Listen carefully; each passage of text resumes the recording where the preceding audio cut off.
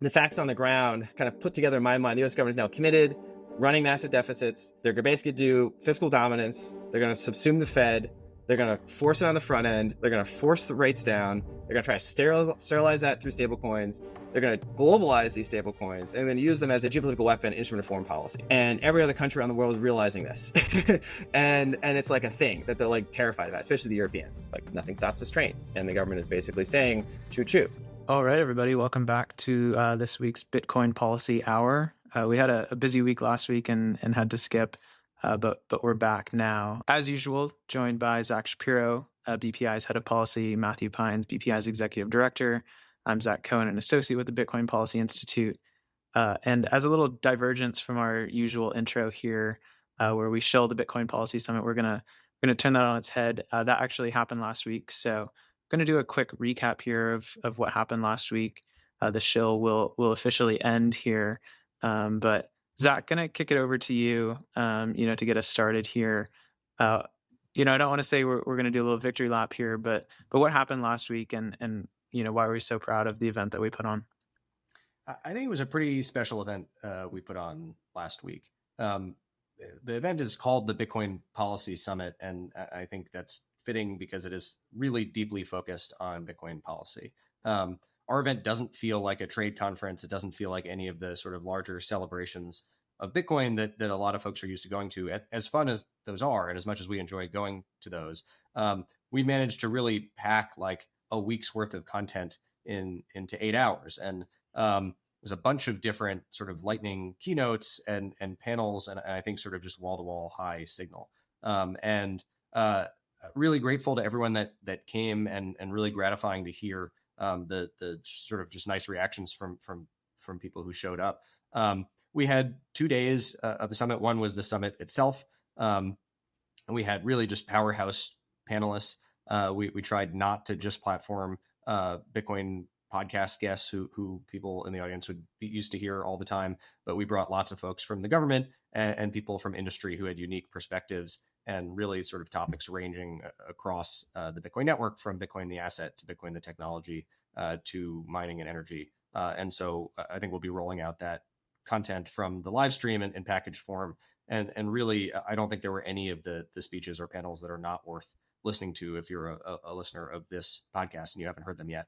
And then the second day was really cool. We both had roundtables with government and industry leaders where we're able to have more sort of closed door Chatham House rules discussions about where we go from here, and just from like an actionable perspective, like what are the next steps for Bitcoin policy. And then separately, we had a day on the Hill where we had over 100 Bitcoiners who were in attendance, sort of barnstorming the House and the Senate to talk to their elected representatives and to make the case why Bitcoin is important, deserving of good policy, and what Bitcoin policy looks like. And it's just impossible for me to believe that amount of focused energy, which almost none of these elected representatives would have ever heard before, specific to Bitcoin, as opposed to sort of like digital asset lobbyists. It's impossible for me to believe that didn't move the needle somewhat. So I think huge success. Shout out to the whole BPI team. That was really quite the effort to put on, but I think we really stuck the landing. Yeah, I want to, before we jump too far into our topic for the day, I'm curious, I know we were all running around a little bit, but did you all have like a favorite talk or panel that stood out to you? I mean, I liked the Patrick Witt one. That one was with Ken Egan, our Director of Government Affairs, and he's into, it was platforming a gentleman that I'm not sure many people in Bitcoin were that familiar with, who's the current director of the Office of Strategic Capital, as well as Bo Hines, the president's working group on digital assets chair. So he's basically his understudy. And so he's dual hatting as sort of both in the Pentagon and the White House on both strategic issues of investment as well as digital asset policy. And he kind of gave a really kind of nuanced and insightful articulation, right? And it wasn't, I think some talking points, but he's not necessarily like as much of a polished kind of representative on digital assets. So it was like, you kind of got a bit more of like the unvarnished views. And he referenced the fact that, in this upcoming July 22nd, consolidated report that the working group is going to publish, some discussion of an accumulation plan associated with a strategic Bitcoin reserve, which was the first time I had heard that phrase, accumulation plan, in the context of the Strategic Bitcoin Reserve. Now the government, right? There's like accumulation plan as like lowercase a, lowercase p, as like a kind of a notional what would be our accumulation plan if we had one, right? And then there's accumulation plan capital A, capital P. Like there's a subsection titled accumulation plan. And it says specific things like the plan to accumulate Bitcoin. And so he didn't go much further than that. But I felt that was a little breadcrumb that he dropped on that panel.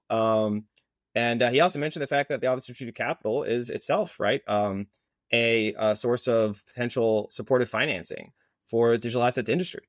If it aligns with kind of the critical technology areas that the Defense Department has identified, which are quite all encompassing. So that was a very unique speech or fireside with an individual that I'm not sure many people are aware of, but is a potential indicator of where the U.S. government, at least at the executive branch side, is thinking and going on Bitcoin. I can't pick one, so I'm gonna pick two.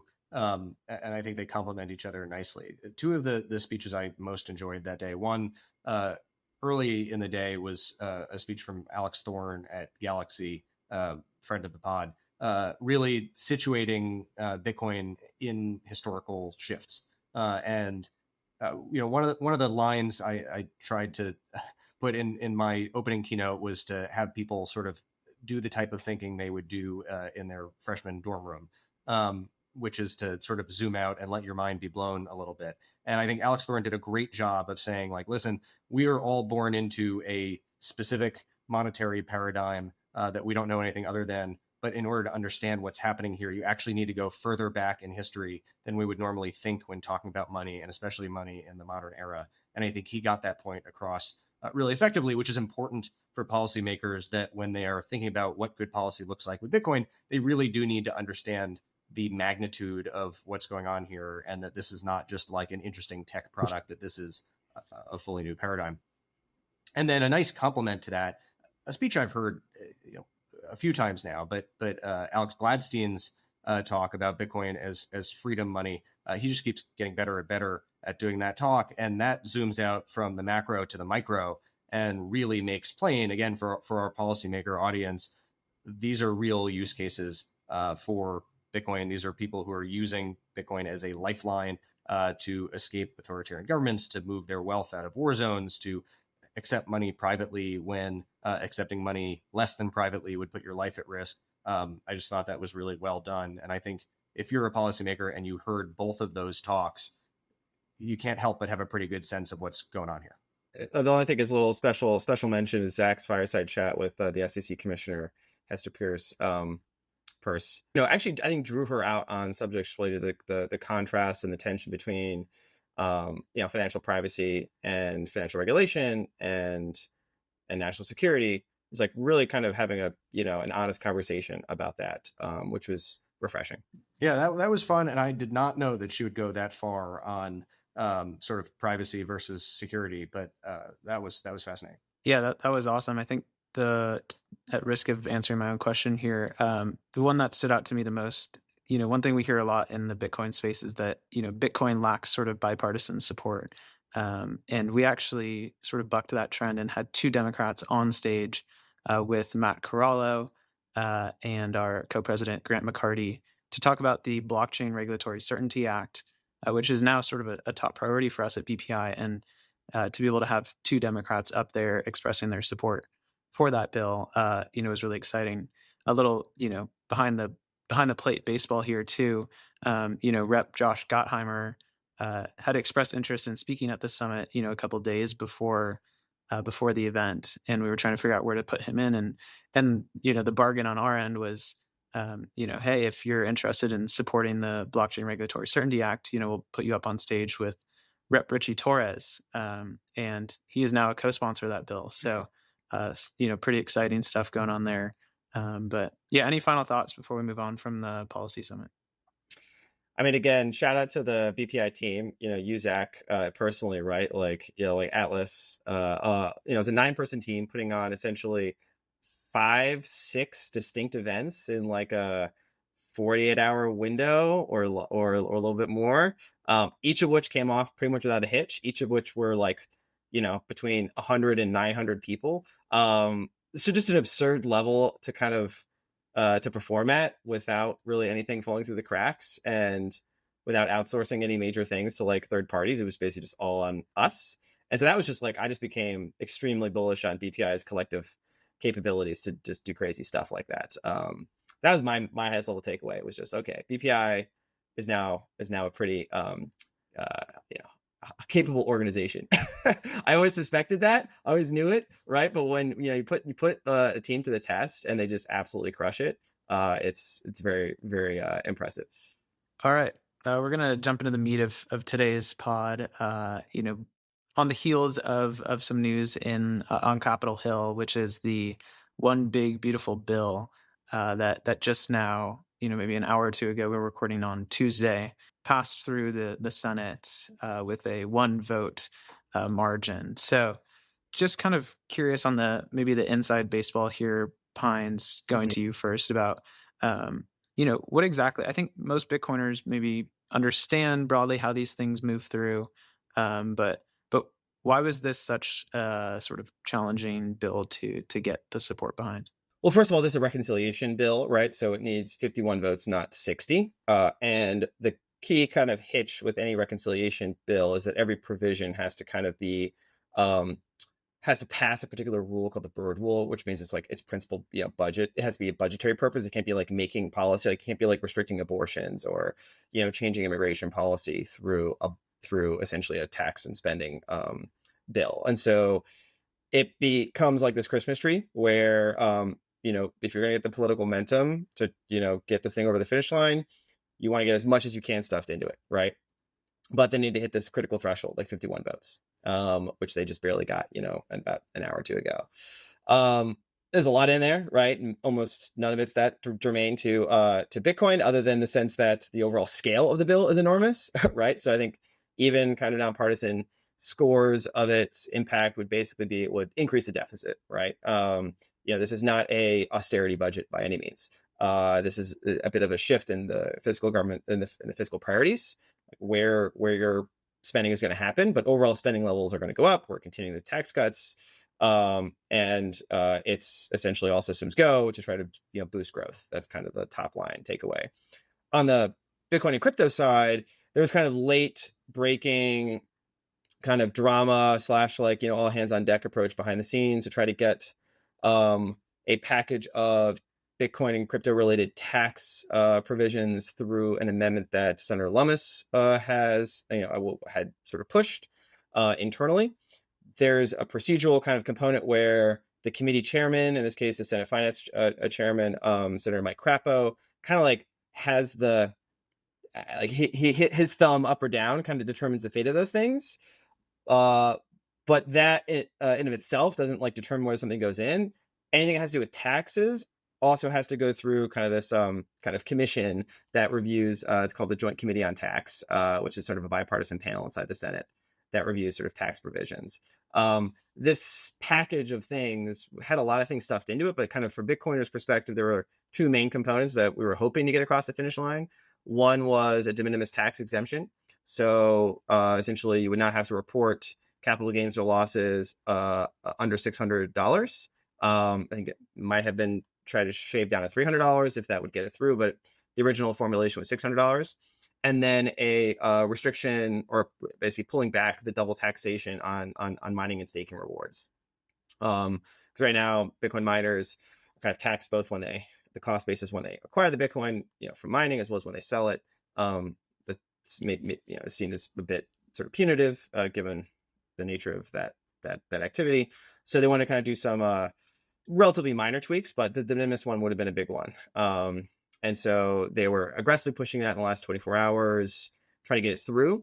My understanding is it just didn't come back from the Joint Committee on Taxation in time to get it into this wraparound bill, which is sort of the final vote that kind of had all the amendments over the last few days kind of built into it. That would be the final actual bill that the Senate did pass. So it didn't come back in time. My understanding is that there was a good faith effort to make this happen. It just was happening kind of close to the end of the wire, and it just wasn't sufficient to kind of get to that final hurdle in time. So TBD where that stands in future as a standalone vote, whether it could be wrapped into a future reconciliation bill. I know the Speaker of the House may want to have a second type of reconciliation package this session. So it's not like all is lost, but it's disappointing because I think there was a reasonable chance to get some good pro crypto, tax changes, and it didn't happen. Zach, I want to hear your take just broadly on the de minimis exemption. That's something that we hear a lot about, but I think you're probably pretty well equipped to dig into why that would be important. Yeah, I mean, I guess I want to talk about this tax provision in general from Senator Lummis. So one reaction I had is, given how big a bill this is, and the sort of Christmas tree analogy works here. The fact that we didn't get to hang our ornament, I think, is a little bit telling about where we might be lacking in organization on Capitol Hill.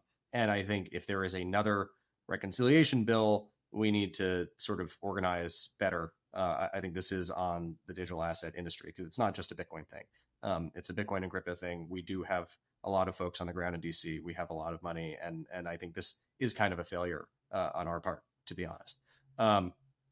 And we just need more buy-in from the people who have influence on what is going to go into these bills or not.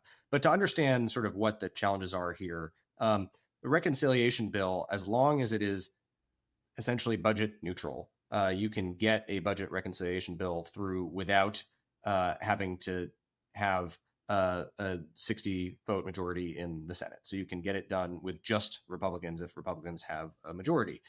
So the Lummis tax provision, it did three things that were sort of quote unquote pro Bitcoin or crypto, and then one thing that was not, that was sort of the pay for, because you need to offset the taxes that the government is theoretically missing out on. So the three things it did pro Bitcoin and crypto were de minimis exemptions under $600. So that would make it way easier to spend Bitcoin. I suspect couldn't be any farther from legal advice, but I suspect there are lots of people who spend small amounts of Bitcoin on Lightning at conferences to buy a t-shirt. I don't know if everyone is keeping a spreadsheet and reporting that to the IRS. And so how much tax the government missing out on, I don't know, but it would codify, I think, what a lot of people are doing now, which is like, look, there is some amount of Bitcoin that like, this is not an investment that is paid off. This is meant to be paid as money in the same way that if you like traded a thing that you own that theoretically is worth more money, you might not report. Not condoning that, just saying that's sort of how it is. But the big unlock there would be Bitcoin becomes much more attractive to spend if you don't have to track it, if you don't have to pay cap gains. It helps create more of a circular economy. I think the biggest impact on the market would be the sort of second part of this, which is what Matt was referring to as double taxation. I don't know that I love the term double taxation. The real question here is, if you get revenue from a protocol and from inflation to protocol. So in Bitcoin, that is specifically the Coinbase or block reward that miners get, as opposed to the fees, which we'll talk about in a second. How do we think about that from a legal perspective when it comes to tax? The way it's currently treated in the law as if you were paid a dividend for owning an asset, right? So if you buy stock in a company and they pay out dividends to shareholders, you get your pro rata portion of the dividend that's paid out based on how much stock you own. That is income to you if you are a stockholder, right? Like, or if you work for something and then you're paid for that, then that is income as well. When you think about what's happening with Bitcoin miners, they earn money in two ways. One is from the block reward and one is from fees. When someone pays transaction fees to have their transaction included in the blockchain, they pay those fees to miners. I think pretty uncontroversially, that's income. That is someone who is paying the miners for a service they're doing. And I don't think there's any issue with taxing that at the time that the miners receive those fees. But the newly issued Bitcoin, it's not a reward for holding Bitcoin. It might be a little bit different in proof of stake systems. But for Bitcoin miners, they're not being paid for holding Bitcoin. They're actually doing proof of work. But then are they being paid from anyone? Is there income? Is Satoshi paying them? Are we all paying them? Not really. We're not really in charge of the code. And so it's hard to think about it as income. So what else could you think about it as? And I think the best answer to that is that it's taxpayer created property. And there are all sorts of precedents for this. If you're a novelist and you take your thoughts and you take your laptop and you take electricity and you turn them into a novel, you're not taxed on the creation of that novel, even though like a thing of value has now been created due to your work. That's not income. That's taxpayer created property. When you sell the novel, yes, you pay income tax on that. When you find natural resources, you're not taxed at that point. You're taxed when you sell them. When you create a craft, when you paint a painting, right? These are all things that are created by the person who would otherwise pay taxes, and that just seems to me like a more natural fit for Bitcoin miners, and then maybe to some extent for staking rewards in proof of stake systems. We could get to that answer through court cases, and there are a couple of court cases trying to do this. But what the biggest thing that the Lummis tax amendment would have done is to codify in law that this is taxpayer created property and not like a dividend or some sort of ordinary income in the way that is taxed. And then finally, there's mark to market accounting.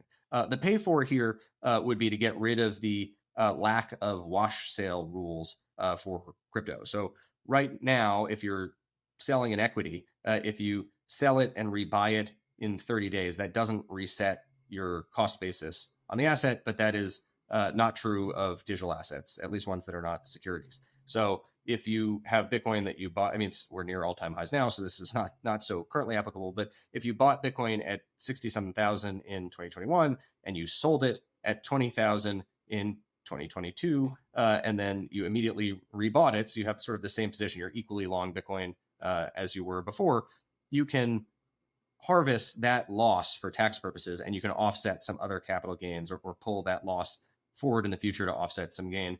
And so the pay for in this tax provision to make it neutral would be to eliminate that sort of loophole that there is now for digital assets, especially digital commodities. Okay, great. I think the interesting thing here, and I want to dig into this a little bit more, that you said is that this is sort of a failure, from the Bitcoin interest and maybe even the larger crypto interest in DC.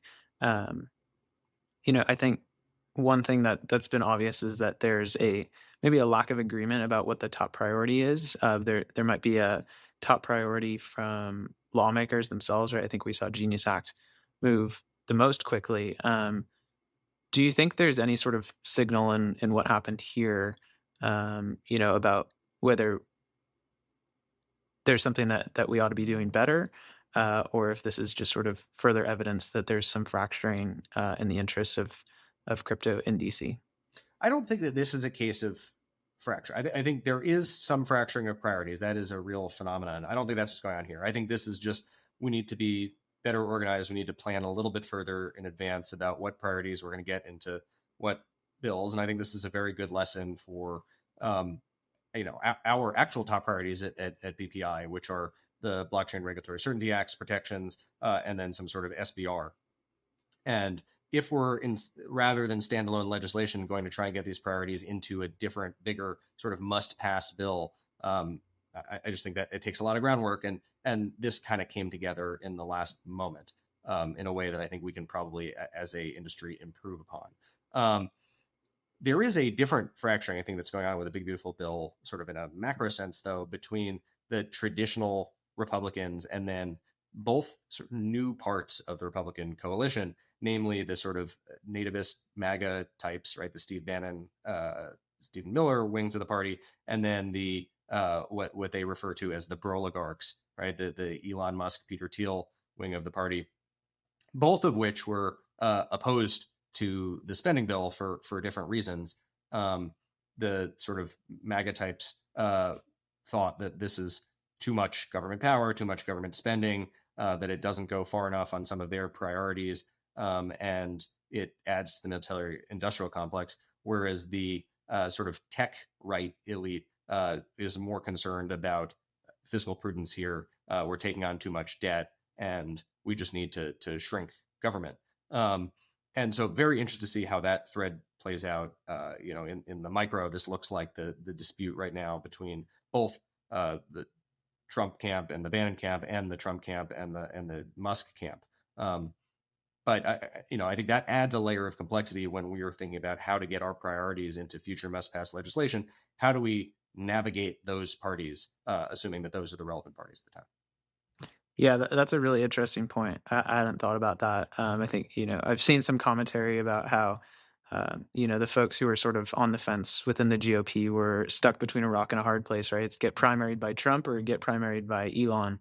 And I hadn't necessarily thought about, how we fit our own priorities into that. And, there is an extent to which we have to be careful who we're aligning with. Is that sort of the point here? Yeah, absolutely. And then maybe zooming in a little bit, I had the opportunity the day before the policy summit. I spent a day on the Hill talking to a number, 7 different Senate offices across both political parties.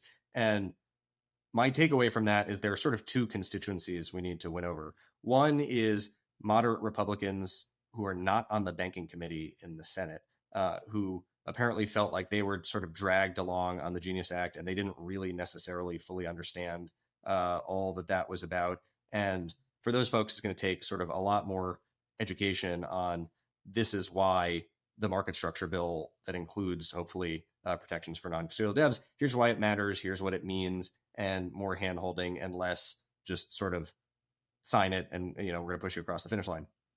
And then the other is sort of mainstream Democrats, especially Democrats who are on the sort of bigger national security side of the Democratic Party. There's going to be just a cavalcade of FUD about illicit finance, and the sort of Elizabeth Warren anti-crypto folks are going to make this very much about politically giving Trump a win, but then also allowing sort of horrible criminals on the dark web to do trade. And so that's also going to be a big education effort, and specifically on, okay, what are the plans to combat illicit finance, and why is treating peer-to-peer non-custodial technology as in fact peer-to-peer legally, why is that not going to create just an infinite money laundering machine? Yeah. Yeah, that's helpful. I took a couple of meetings with folks during the day on the Hill, and typically speaking, when I go over to the Hill with Ken, for example, they're like, "Oh, hey, it's the Bitcoin Policy Institute. You all are, an advocacy organization." When you go to those meetings as a constituent, you get treated a little bit differently.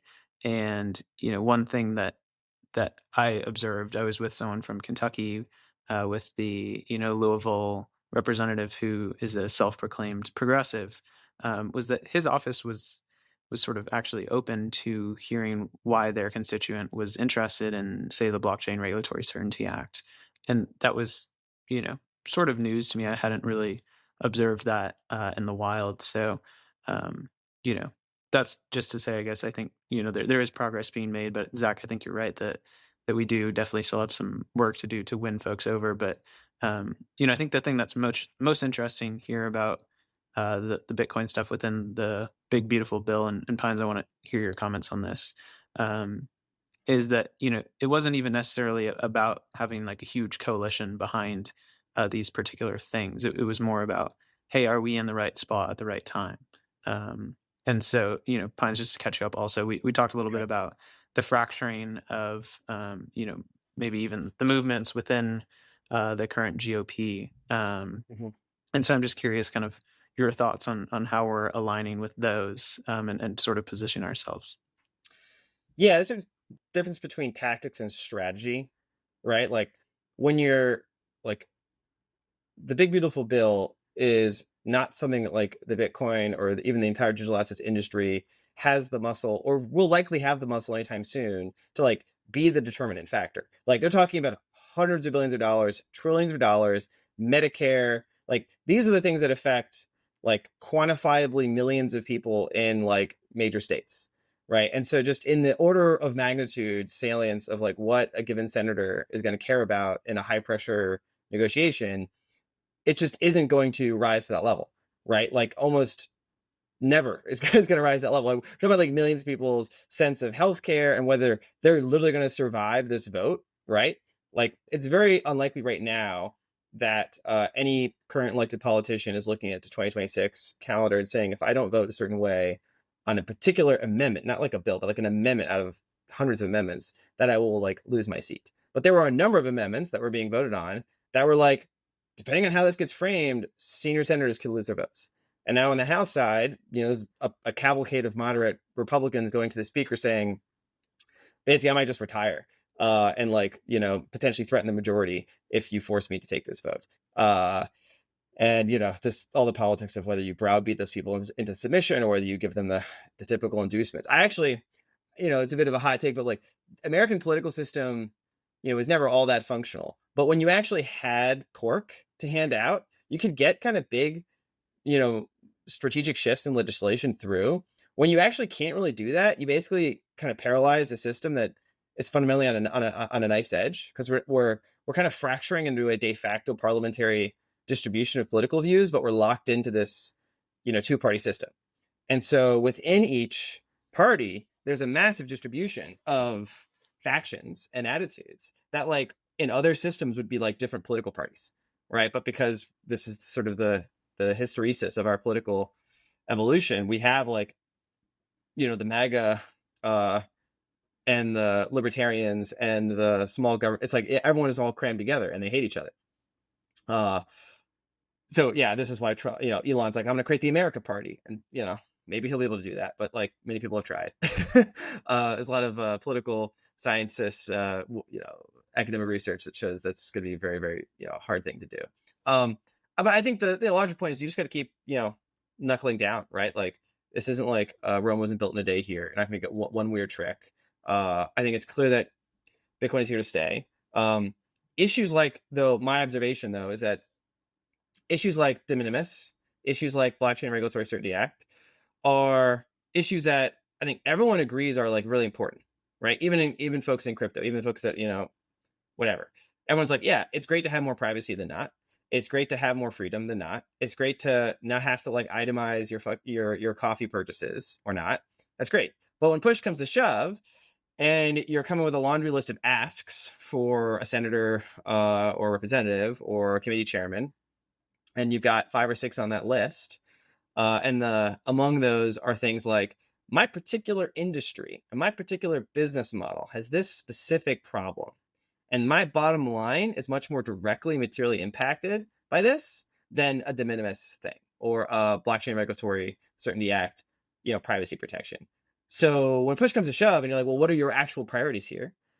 The representation of digital assets industry in DC is driven by lobbyists and, you know, their corporate backers. And not to say it's a bad thing. I mean, it's just the system of government we have, but it means that that's going to be their order of priorities is going to be things that affect their business model are on top, things that are like nice to haves and good for, you know, the technology and good for the broad base of users is like down the list, right? And so we have this collective action problem in Bitcoin in particular, where everyone's like, we need de minimis, we need privacy protections.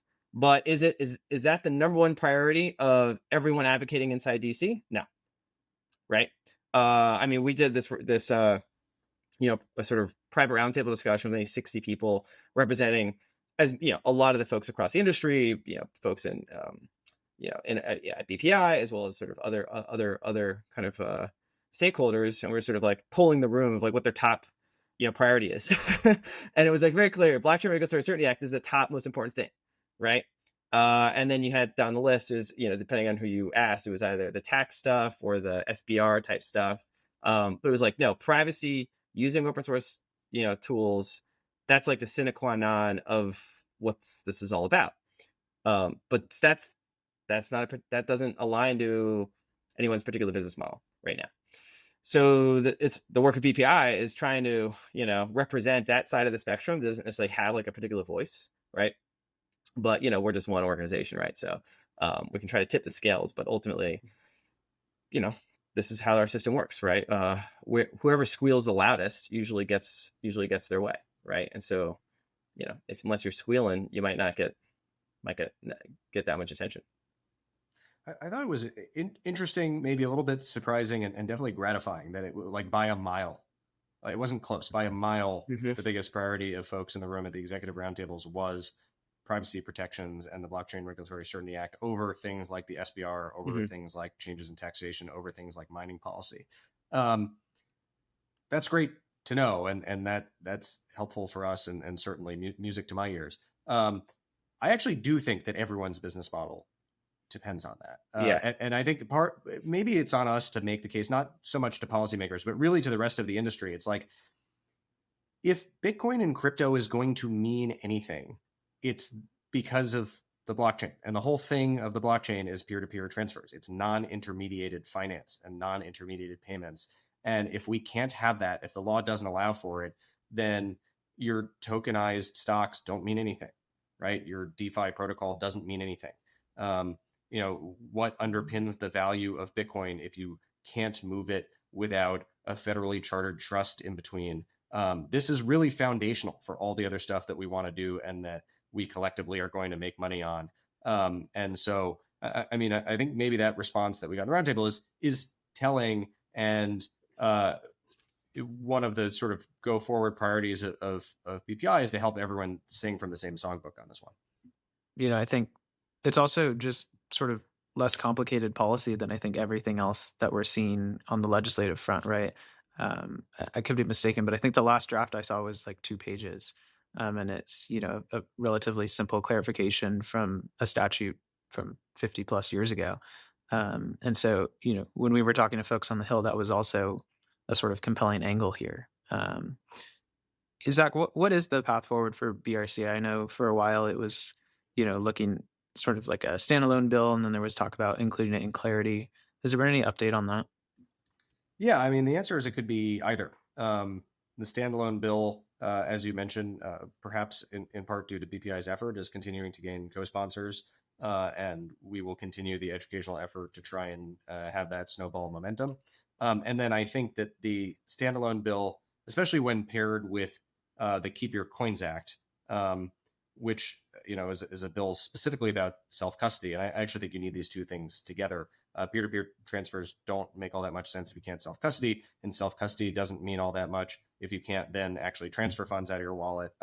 But moving those bills on a standalone basis forward together, I think helps put pressure on the more likely way that this gets passed into law in the near term, which is the market structure bill. So language very much like the language in the BRCA, better in some respects, worse in other respects, made it into the House version of the Clarity Act. The Senate is going to do their own version of a market structure bill that will eventually be reconciled with the Clarity Act.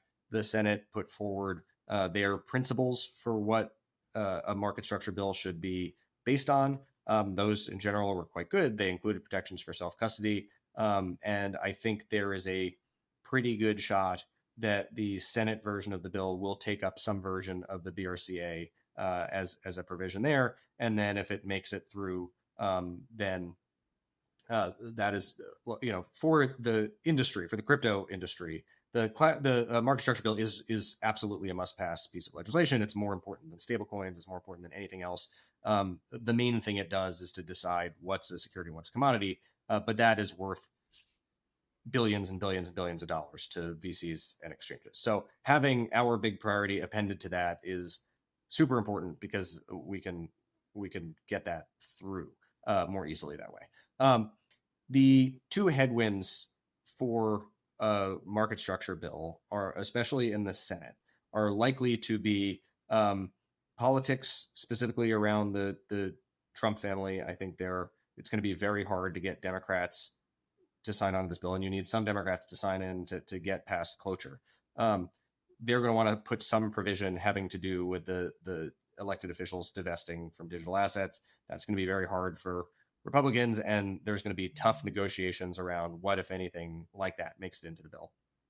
And then the other thing is going to be, to the extent that there is a BRCA-like provision, there's going to be national security FUD. And that, I think, there are going to be people pushing that hard, Elizabeth Warren and her allies, but they're like, sometimes it's helpful to be on the correct side of an argument. And I think education can largely help with that situation. But it's going to be a real fight. My understanding of the timing is that there will maybe a discussion draft of the Senate version of a market structure bill by the end of the summer, if not the middle of the summer, and that there might be an actual vote in the Senate on that bill, before the end of the year. Or maybe to sometime in the fall. And so that's something we're watching very closely. And, and it turns out our supporters' number one priority is sort of what's in Section 110 in the Clarity Act, which is the BRCA language. Just briefly to explain what's, better and worse, the way in which the BRCA language in Section 110 is better is that it draws these really, I think, very useful categories of non-custodial developers and non-custodial service providers that capture exactly what we were trying to capture. Everything from, wallets to privacy protocols to rollups to federated, whether they're federated eCash mints or federated sidechains. It does a great job of capturing what sort of non-custodial means. The downside, and my understanding is this is due to input actually from the Treasury Department, who intervened in the drafting of the House version of the bill. It says if you are a non-custodial developer or a non-custodial service provider, you are not a money transmitter as long as you are doing one of three enumerated activities. One is essentially providing wallet. One is being essentially a validator, a miner, or a staker. And the third is providing services around non-custodial tools, which is the vaguest of the three, and where I think a lot of the legal arguments will stand in the current version. Whereas the BRCA says if you're non-custodial, you're not a money transmitter. And what I would like to see is something very much like Section 110 of the Clarity Act, but without those enumerated categories. If you, under this law, are a non-custodial developer or you're a non-custodial service provider, meaning you're doing something like hosting front-end technology to allow people to use a non-custodial wallet or non-custodial protocol, you should just definitionally not be a money transmitter. Where is the time where you are a non-custodial developer, non-custodial service provider, where we should treat you as a money transmitter under the bank secret side? That doesn't make any sense. And so this seems like, parts of the Treasury Department sort of clawing back a little ability to use that as a pressure point. And I am hopeful that the Senate version of this bill will be better on that front. We've got a little bit more time here. I want to get back to the big beautiful bill and then pivot a little bit here. So, Pines, I think one of the major talking points or points of discussion here around the bill was the quantity of money that it was sort of increasing, or it would naturally increase the deficit by, and the major hangup for a number of the GOP members was that figure. And I think the major hangup from the Elon Musk camp was also like, hey, this isn't what we voted for, or maybe him vocalizing what he didn't think he was voting for. And I think what I want to dig into here is partially the sort of stablecoins angle here, and we talked a little bit about stablecoins being a means to just issue on the short end and continue to run the deficit up with increased demand for treasuries on the short end. The other angle here that I'm curious whether it makes sense for the Bitcoin community to kind of rally behind is again the extent to which Bitcoin sort of de-incentivizes that kind of spending, and whether that sort of narrative might actually align with the Elon camp if that camp does ultimately end up diverging. These are different time horizons, right? So like historically, right, like hard assets always serve as a veto to extravagant fiscal expenditure. Ultimately countries go to war and the relief valve is their currencies. They go off the gold standard historically. Our great BPI fellow Josh Hendrickson wrote a great paper basically charting the entire history of this process, which is just as tale as old as time. Countries commit to running sound money standards until they get into some trouble, and then they rug everybody. They go to war, or they have a civil war, and then as soon as the war's over, depending on how it resolves, they anchor back and they say, no, that was a one-time deal. We promise we won't do it again. And then the generation that gets burned kind of never gets over it. But new people are born, and history is a bit doesn't have a great memory, especially before you started in the modern era. So this is not like an old question, this idea that you could have hard assets serving as a veto. So like over the long run, yes, I think you're maybe even make an argument that's happening now, right? You've seen gold and Bitcoin kind of go on this run at the same time that the US government has now been, kind of explicit in its sort of lack of fiscal prudence, and its commitment to maintaining a kind of a hot nominal GDP de facto targeting in a large deficit regime for the time being. Like nothing stops this train, and the government is basically saying choo. So yeah, in the long run, maybe Bitcoin could serve as a check, but like politically, as we've seen, no. right? Like nobody is debating the price of Bitcoin when they're like passing this, doing the vote of Rama, right? So like for all intents and purposes, it is not a constraint at all, right? It's a constraint at the level of like Secretary Bessent, when in his kind of macro models, he goes, what's the 10-year doing? What's Bitcoin doing? And if you actually do kind of a rough chart of just the price of Bitcoin and the value, say, of TLT, they're kind of inversely correlated, right? Which is, would kind of be a market indicator of that type of dynamic playing out, right? Folks, when they feel like they don't want to hold the sovereign debt anymore, they're going to flee into harder asset. Again, maybe not reading too much into the micro moves, but those are the trends to watch. Can you be a little more specific about that? Like the actual Bitcoin price functionally serving as a check in that regard? Because I think that's something our audience would be super interested in. Yes. I mean, to a certain extent, right? The bond market is pricing in long run future inflation and also the credibility of the US to maintaining commitment to a stable debt, dynamic. And Bitcoin is this inflexible barometer of global liquidity, which to first order is a function of how much debt the US government is going to keep printing, right? Monetary debasement, effectively, right? And so these are dials in the global system. Gold has historically been that check, but gold is maybe a bit more manipulatable. It's a bit more. Also, it's not a permanent. It's not a fixed supply asset. And so Bitcoin is, though it has that function, but it also has this kind of speculative component to it, right? So it's a bit of noisy. It's a noisy indicator in that respect. So it's important not to like draw the charts and be like, oh, Bitcoin went up, today, therefore loss of confidence in the dollar, right? that's just not the trend, right? You have to zoom out and look at this on a structural basis. And I think we're entering into this, what I call like Bitcoin stablecoin MMT, right? For all intents and purposes, where we've seen a pretty dramatic shift in how the US government is talking about its macro and fiscal policy. It used to be Liberation Day, tariffs, Doge, austerity. We're going to basically balance the budget through tariffs and cutting. We're going to basically cut $2 trillion out. We're going to cut $1 trillion out. We're going to raise $1 trillion. We're going to boost growth, and we're going to basically balance the books. That was maybe always a fantasy, but like they gave up on that completely in the last month or two. And even now, Trump is basically tweeting and telling everyone, "Don't worry about the debt. That's a future problem. We need to grow. Like we need growth, right? And we need basically to run the economy hot." That's now the new line, and that basically means accepting deficits as a percentage of GDP remaining where they are, if not higher, 7% of GDP on a continuous basis, which is basically the hurdle rate now, right? The government's saying they're going to create 7% of GDP in new debt, right? If you hold any asset, that's effectively your hurdle rate.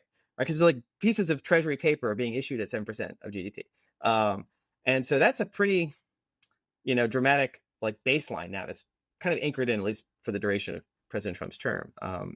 And this big beautiful bill probably adds $4 to $5 trillion in total debt.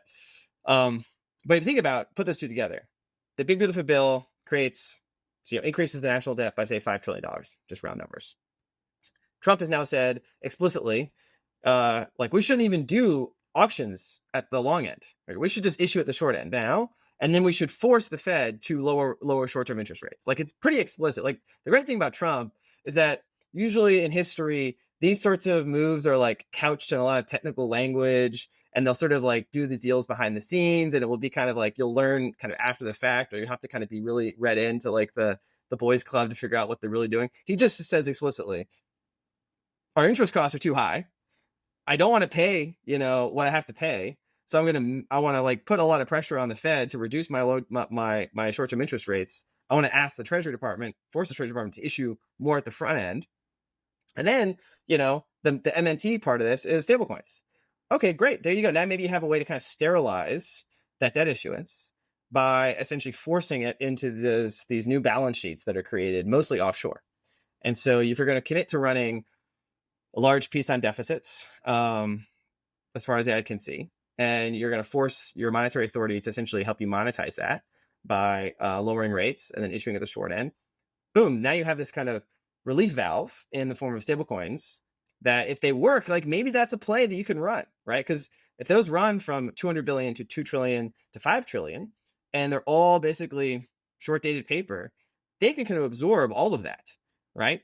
And so that kind of, in a certain sense, sterilizes the fiscal printing. It pushes it offshore into the stablecoin, and it kind of, whatever its substitution effect is in is in those offshore dollar balance sheets that are basically being swapped from either cash or other instruments into stablecoins. And now there's like a big geopolitical component to this too, because stablecoins are not just like this niche thing now, right? In the minds of policymakers. Hong Kong just passed their stablecoin ordinance for Hong Kong dollar. Singapore already has one. You've got Europe has a regulation from November. MiCA, which has a stablecoin regulation, and now it's like a major concern inside Europe.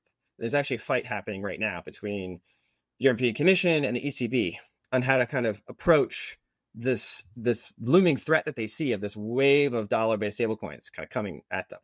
And even though that stablecoins are prohibited by the Genius Act from issuing a yield, right?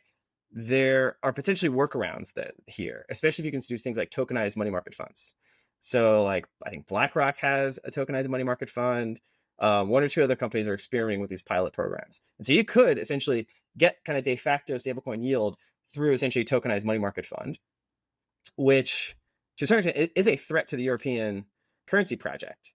Like if you can get a higher yield, which right now the dollar pays a higher yield than in the euro, and it's a stronger currency just in terms of its network effect, that's a sucking sound pulling liquidity out of the European banking system into these dollar stablecoins, which Christine Lagarde like even said is like a threat. So they might even put like soft capital controls, right? So to finish this I'm sort of stealing this sort of model from a great journalist, Izzy Kaminska, who's just like a prodigy when it comes to this sort of stuff. And she put these things together in my mind, and it clicked, right? It's like, okay, how much of this is a master plan? But it's quite convenient right now to have Tether kind of be anointed as the offshore dollar stablecoin issuer and is getting in the good graces of Uncle Sam. It'll do whatever Genius Act compliance it has to do, maybe an onshore version. There's like a ambiguous standard of like market, like regulatory equivalence that they have to meet, but those rules haven't really been written. And they're registered and they're regulated by El Salvador, right? And so you imagine a situation where you have this, proliferating offshore to global Eurodollar system on crypto rails, mainly Tether, which has been accused of intermediating all sorts of bad guys doing bad things over like in history, right? But the redemption policy that Tether has is ambiguous by nature.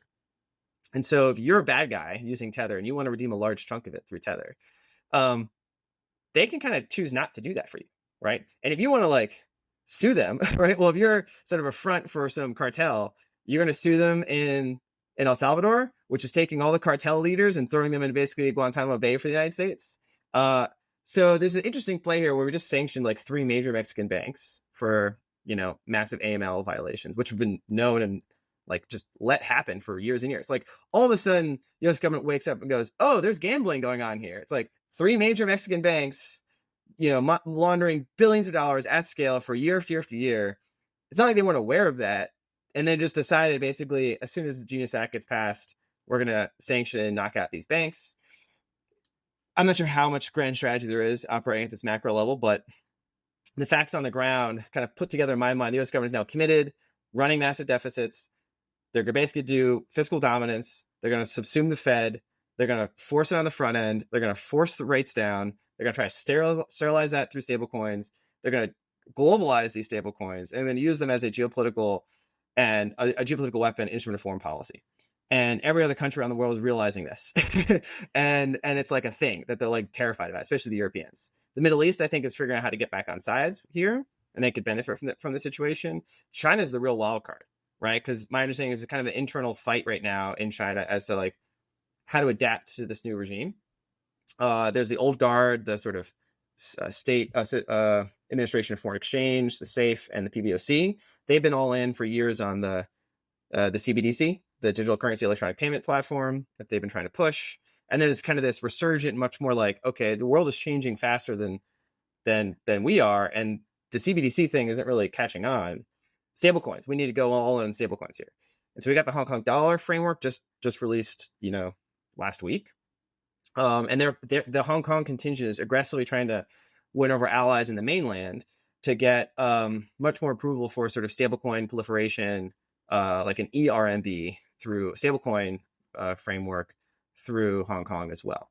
And this is all happening in the context of China kind of also reassessing their relationship to Bitcoin, right? You have in-kind ETFs approved in Hong Kong, Right now, mainland access is not approved, but there's like ways around that by using kind of a straw man purchaser, but it's still risky. But the next logical step would be to expand access for mainland accredited investors to buy the Hong Kong in-kind ETF. That would be the next like indicator here. And so China's not a monolith, and it's being subjected to these global pressures. And there's also questions about whether the national leadership in China is as stable as we think it is. It's been bubbling up. There's all sorts of speculation. I've heard these rumors for several months now that President Xi isn't as secure as maybe he likes to project. So that's a whole nother wild card floating out there. So there's a lot of these macro geopolitical monetary shifts that are kind of working their way in. I don't think anyone in the Treasury Department has like this master plan, but they're clearly adapting in real time. Like their plan A's and plan B's didn't work. And our whole thesis has been Bitcoin in particular is like a great plan C, right? Like we're kind of keeping on warm standby so that whenever the policymakers, keep running into the wall and they realize they need some other, trick up their sleeve, it's like, okay, the Bitcoin thing is it's waiting around, for you. So I think there's one part of that I very much agree with, and then two parts maybe I want to push back on. One, the part I definitely agree with is Europe sort of running scared about their system. There was this tweet that came out on Friday, June 27th, from the ECB saying there's an urgent need to channel retail savings into capital markets to develop those markets and finance EU priorities. An EU savings standard could increase retail participation, benefiting savers, which seems to be an afterthought, boosting investment and supporting strategic priorities. And man, is that a scary thing to read. Just the European banks like, listen, we need retail liquidity. We're going to do this nudge where we create a savings standard and take people's hard-earned savings and use it to finance our priorities rather than I don't think you could get away with that in the United States, but that, just saying that out loud seems like a sign that something is really broken. And so I certainly agreed on that. The two areas where I think maybe I disagree. One is about growth. And I think growth is maybe not so much a serious plan, but a taco chickening out maneuver, right? What does growth mean as an answer to the debt and the deficit? Theoretically, it means that we're going to grow the economy so much that there will be tax receipts that make the magnitude of our debt less important, right? So if you're a company and you are indebted to creditors, a bank, or even to vendors, and you increase your revenue by a ton, okay, great. Then that's a way of solving your debt problem without paying down the debt because you'll have cash flows that can support that debt. What growth are we seeing on the horizon? The growth I think that everyone is sort of implicitly pointing to is AI. I don't know that AI increases GDP by that much. AI increases productivity by a ton. It makes individuals and companies relatively wealthier because goods and services become cheaper, but that's deflationary, right? That, if anything, maybe lowers profit margins, lowers tax receipts. It means that our standard of life will be better. We will all feel richer, but it doesn't mean that we have more dollars flowing through the economy that will support those tax receipts. And so I think the nod at growth in some ways, maybe, but also maybe this is a helpful fig leaf to run things really hot. And I think, I'm probably preaching to the choir with Bitcoiners. I don't think that there is, at least I've seen, a compelling story of growth that is an answer to this one way or another. And then the other thing I'm not sure I'm on the same page with Matt about is stablecoins, specifically Tether. I do think stablecoins are seen as part of the story, and I think they are part of the story for how we deal with especially declining demand in U.S. sovereign debt. But the debt that's being bought is on the short end, and our bigger problem is going to be the long end of the yield curve. And then the role that Tether plays in particular, I think maybe I'm just more sort of pro Tether. My sense of them is that they're not going to become CBDC light. I think maybe that is a fairer charge to put at the feet of Circle. I think Tether sees itself as a entity apart from sort of the authoritarian East and the sort of big tech oligarchic West, and they are doing and building things that are much more sort of standalone libertarian. And while the Genius Act is going to give the United States a lot of power over specifically foreign stablecoin issuers like Tether if they don't come to the United States. And I don't think they're going to mostly come. They might create a U.S. subsidiary or a U.S. affiliate. I don't know that they're going to move the whole business to the United States. And so like the U.S. and specifically the OCC, the banking regulator, will have a lot of authority over Tether. I think they are going to largely call their own shots, whether or not that is completely apiece with what the U.S. government says, rather than becoming just a very, very powerful instrument of the U.S. government. Those are fair points. I think it's nuanced in terms of timeline and the shifts that we could see in different phases. Like, I think the political leadership right now thinks of growth as just the next, 18 to 24 months, right? They want like a sugar high, right? They want to run nominal GDP high, right? So they want to essentially suppress interest rates, effectively a form of yield curve control, which is what you do, right? When you're in these historical periods, and effectively hard assets are what are the relief valve there, right? And so if you're going to run that play, you should put those hard assets on your balance sheet. That's kind of the whole point of the SBR, right? If you're going to run financial repression, and you're effectively going to keep R below G for a period of time, you're going to try to inflate away some of the debt, right? This is not a long run solution to the government's balance sheet math. It's entitlements, obligations, the structure of the economy. What's the 5-10 year outlook? What is actual assumptions you think are going to contribute to growth from AI? That's like a larger long-term question. I'm just thinking politically, growth is like, how do they win in 2026 and how do they set themselves up favorably for 2028? Like after that, like it's all bets are off. And that's the same thing. Also, analysis I have for the stablecoin horizon, like the TBAC forecast was to 2028. So they're thinking 3 years, and this sort of 10x in stablecoin balance sheets.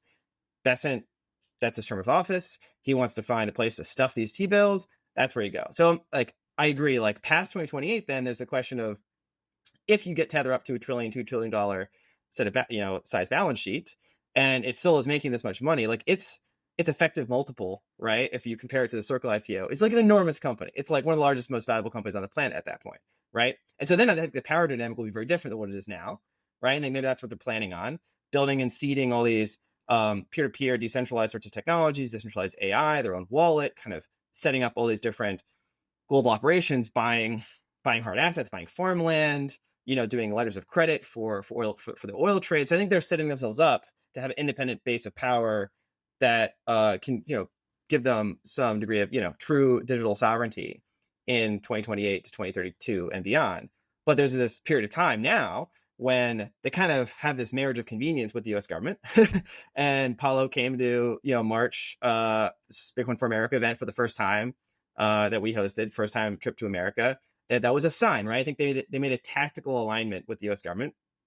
I think that means they're going to be accommodative in some ways on things like freezing and burning, right? When they get a call from the CIA or a call from the Secret Service or a call from whoever, they're going to listen. They're going to pick up that call, right? And they're going to in many cases, do what the U.S. government tells them to do. Now, right? Will that change? Right? Do they intend to change? Like, are they like in bed with the government over forever? Like, these things are a function of power dynamics, and I suspect that their longer run play is to get firmly out of the grip of the U.S. government. But this is, I'm making the forecast like right now, like the next 1 to 3 years, right? This is I think going to be the dynamic playing out, and then that to me is one of the more important questions of how much of this, like who's co-opting who, right? It's like who's playing who in this game. Everyone thinks that they're the ones that will end up like having more of the, more of the leverage, and is like accommodating or doing a deal with each different side of this. And it's a porous system, right? Where different parts of the US government have different equities at play, different parts of the crypto economy, including Tether, have different equities at play.